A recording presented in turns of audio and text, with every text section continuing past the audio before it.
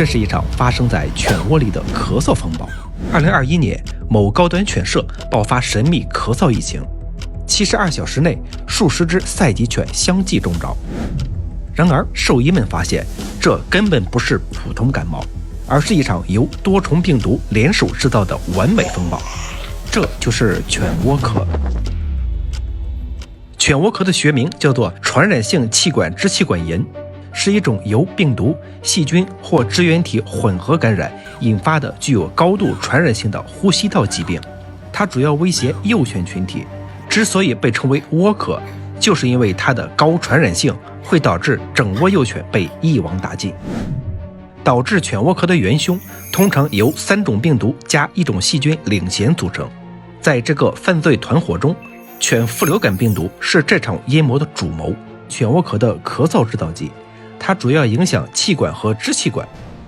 当它入侵气管时，纤毛就像被台风吹倒的麦田，让狗狗出现标志性的鹅鸣音咳嗽，每咳一次就有超过5000个病毒喷涌而出。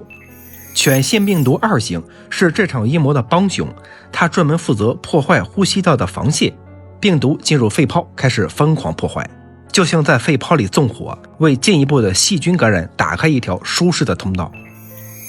犬呼吸道冠状病毒是这场阴谋里的刺客，它会制造出上呼吸道感染综合症，而支气管败血波氏杆菌则是这场风暴最后的搅局者。它同样可以制造急性气管和支气管炎，引发剧烈的类似喇叭状的咳嗽。这些病毒和细菌都具备高传染性的特征，当它们纠结在一起作案时，犬屋里的咳嗽就像推倒了一连串的多米诺骨牌，迅速蔓延。犬窝咳的典型症状包括持续性的卡痰式咳嗽，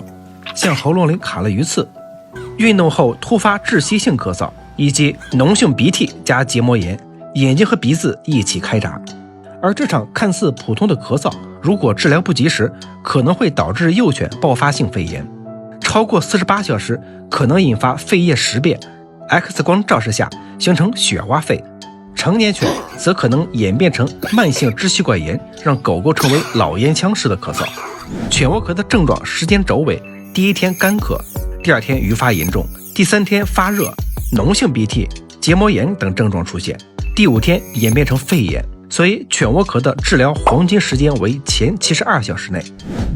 预防犬窝咳，疫苗仍然为第一道防线，但不是所有的疫苗都能完全预防犬窝咳。它必须包含造成这场咳嗽风暴的主谋和帮凶犬副流感病毒和犬腺病毒2型。所以各位铲屎官在给狗狗选择疫苗时候可以留意一下，常用4联和6联疫苗，比如魏加5、英特威、中牧等都包含了这2种病毒，但却不包含另外2个帮凶犬冠状病毒和支气管败血波氏杆菌，所以仍然会有感染的风险。而8联疫苗中增加了犬冠状病毒，但支气管败血波氏杆菌仍然无法预防，